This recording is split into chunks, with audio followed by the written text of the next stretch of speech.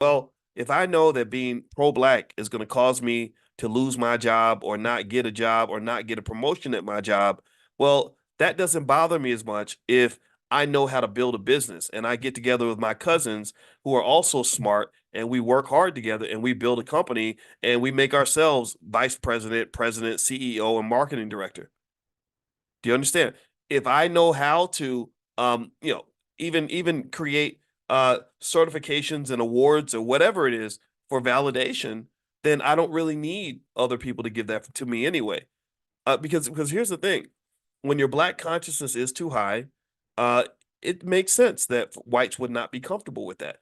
Unfortunately, America has been built as a country where there are just glaring conflicts of interest between whites and blacks, just glaring conflicts of interest. Here's the big one. The big one is you have about $14 trillion worth of our shit and you owe us. You took it from us. It's proven. We got the evidence. We got all the receipts required to show that you've been stealing our stuff. Your granddaddy took it and he gave it to you.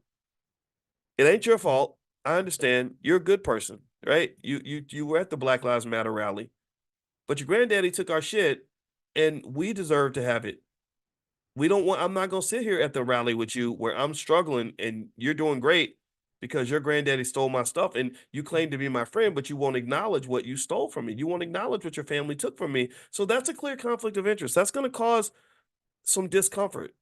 I gave a speech there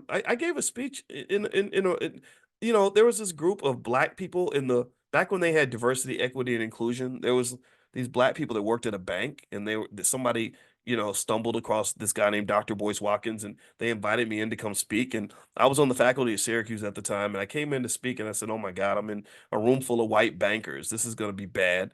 And so we started talking, and I said, "Okay, boys, don't get nobody fired today." So I went up there because I was like the Black History Month speaker or something. You know how they do. You know what they do.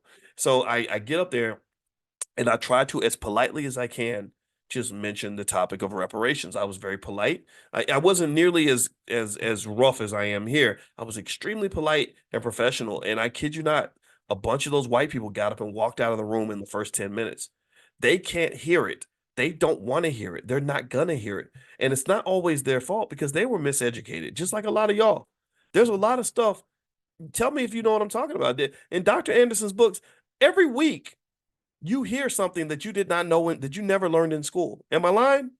Every single week, I start reading this book to you, and a lot of us are like, "Damn, I didn't know that." Right? Because the school system is designed to sort of make sure you don't know the facts. So that you just wake up and you think that somehow white people just have everything because they work harder than you and they're more responsible and they do less twerking and they're just whatever, or they don't buy gold chains with their money and that's why they have billions of no, they stole the shit. I'm not saying that I'm not saying that they can't be brilliant. I'm not saying that they can't that they don't work hard too. I'm not saying that there aren't geniuses. I think you can learn. I think you can learn from from some of what happens in the business community. I'm a big advocate of that. But at the same time, you had a head start because you stole our shit. And I want our shit back.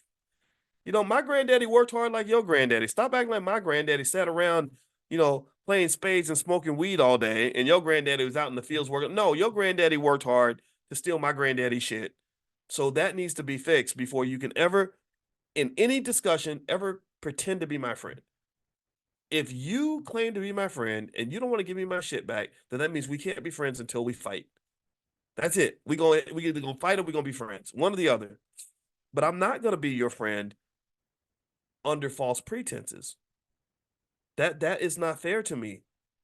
That is undignified. How in the hell am I going to be buddies with you when you're living good on something that belongs to me? My birthright. Do you know how many black people, do you know how many stories there are of black people who were run off their land, 100 years ago? Worked their whole life, had 300 acres of property, and somebody just wanted to own it so that they rolled up on horseback and ran him out of town, or they went and arrested somebody so that he couldn't pay the taxes so they could take the land away from him. I I can't vote for any politician who's not going to go investigate that. That's the crime of the freaking century. So long story short, there's a lot of work to do.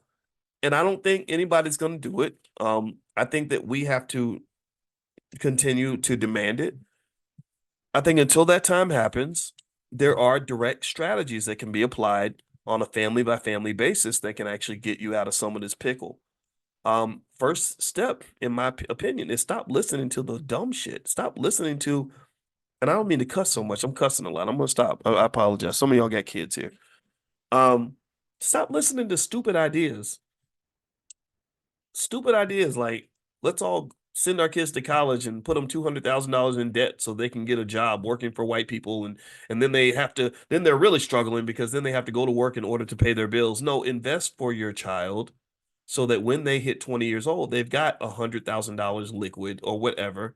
And then at that point, they're making different chess moves in their lives. They go to work because they want to, not because they have to. Also, don't just teach them how to get a job, teach them how to create a job. You know, a lot of these poor celebrities, I see them out here and they're all famous and everything, and they don't know, they don't have a lick of, they don't have a damn clue on what to do with all that power.